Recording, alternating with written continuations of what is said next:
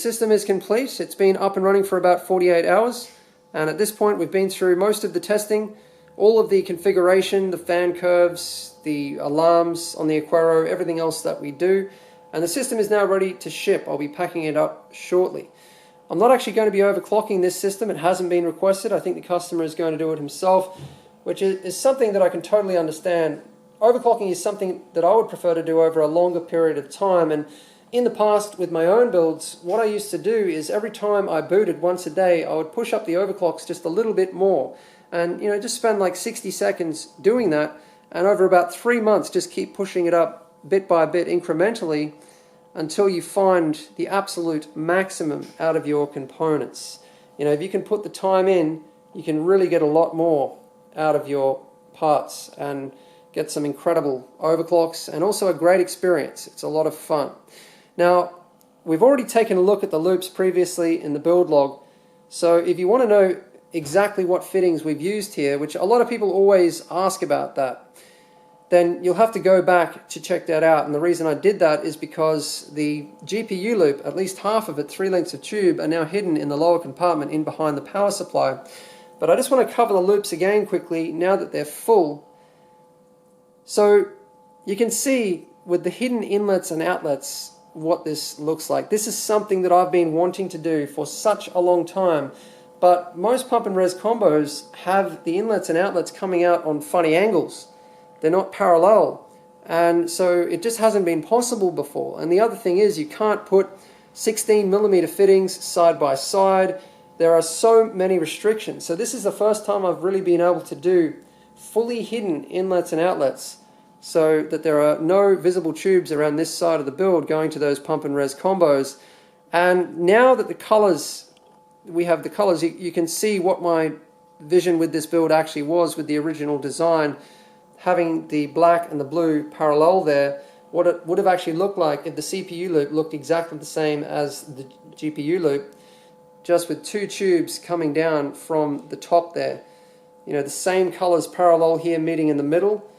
I would just love to have the opportunity to attempt this again, in a different build, and actually to be able to do that. Just for the people who actually would like to do my whole parallel symmetrical idea, what you would need is the exact same components, the exact same thing that I've done here, in terms of the pump and res combos, the holes that I put through the case.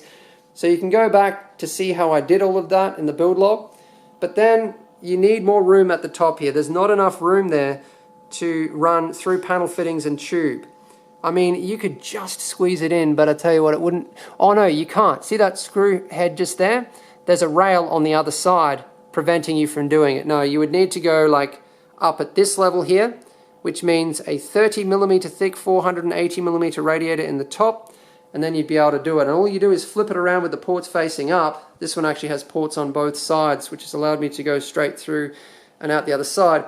And then you would bring, this one exactly where it is, and you would have one here next to it going around like that.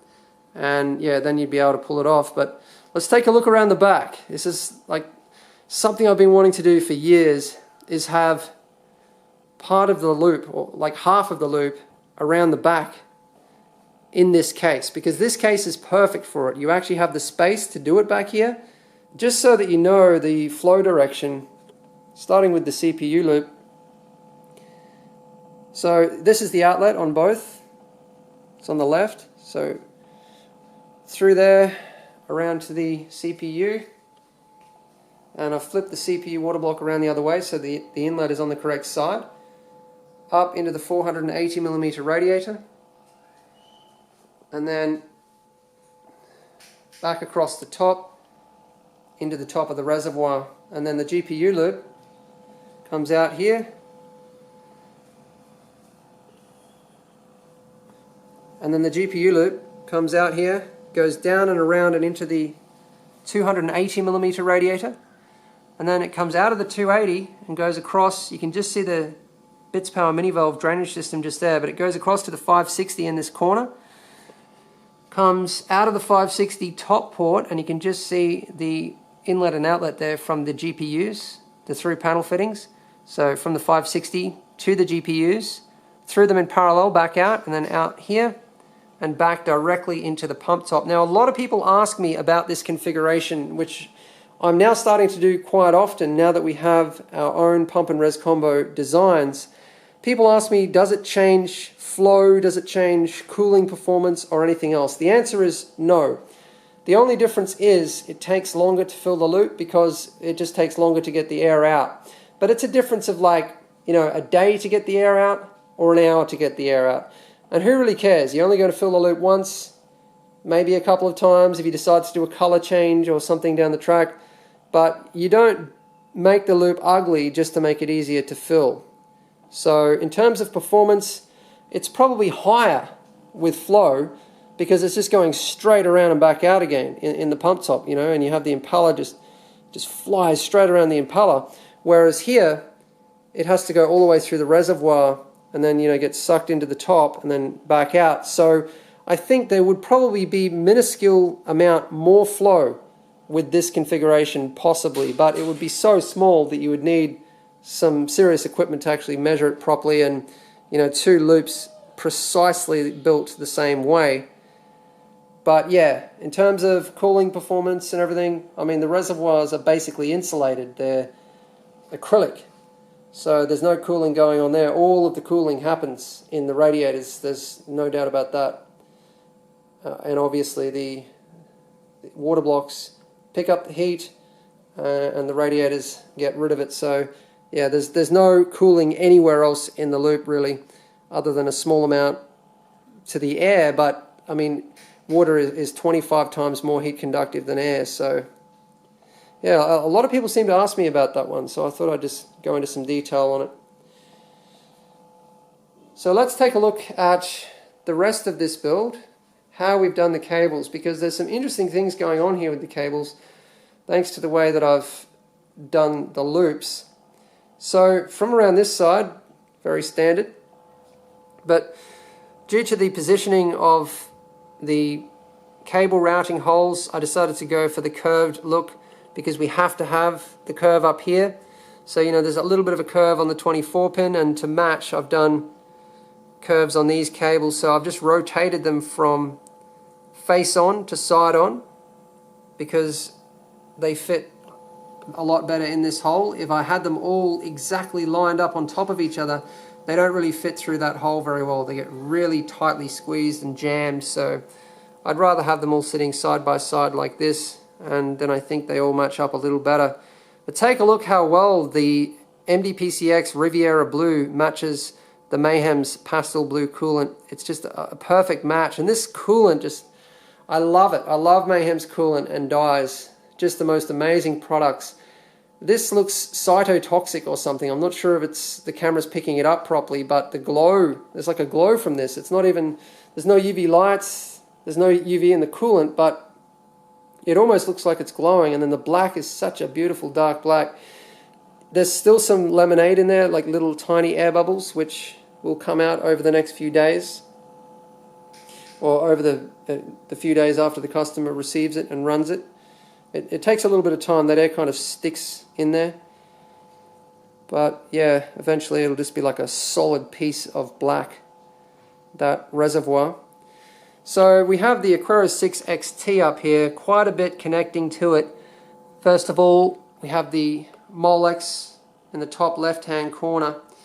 Then we have the 3 sets of radiator fans coming from 3 splitters.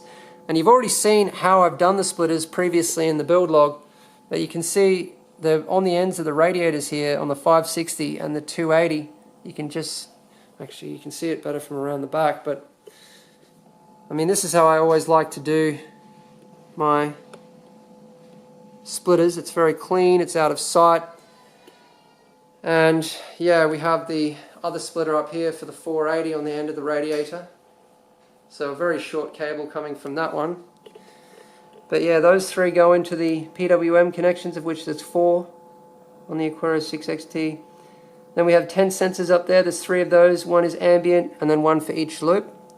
So, I mean, what else do we have here? Where do I start? We have this big bundle coming down from the Aquero for all of the Aquero cables. The 24 pin worked out so nicely with the loops. Tucking it in behind the tubes is just the most perfect cable management. It looks like there's a lot of pressure there, but I've actually made sure that it's all on this fitting, which is obviously not going to go anywhere. So yeah, I'm using the loop for cable management. Who'd have thought? But it just works really, really well. And yeah, I'm really happy with the way that turned out. I mean, having the loop back here, there's just so many reasons for it, I guess. So yeah, you can see this big bundle that we have coming down through here. Ouch. It's always a nice place to run all of this. It works out really well. And yeah, I think that's about it for cables. So it was a little bit unfortunate that the CPU fan and the CPU OPT fan header are right down here in the middle of the board, but those two cables there are for the pump RPMs. And I could have connected them somewhere else, but I like to connect them here because if the BIOS gets cleared, you know, it doesn't prevent the system from actually booting. And a lot of customers, you know, if they run into that, interestingly enough, I actually find that a lot of BIOSes get cleared, just the settings, everything else is still there, like the BIOS, the profiles and everything. During transport, mainly when systems are going overseas, we've had it happen a few times, and we expect it could be the increase in cosmic radiation, so we're actually going to start shielding the BIOSes somehow. But anyway, we have the lighting here. So yeah, let's take a look at the lighting. I just have a single Aqua Computer RGB LED strip running from the farbwork, and I just have it set to white at the moment because, I don't know, it was cycling through RGB, which is the setting by default, but some of the colors really clash with this color scheme. And we have the SLI bridge set to blue, which matches the loop perfectly. And then we have the white on the memory.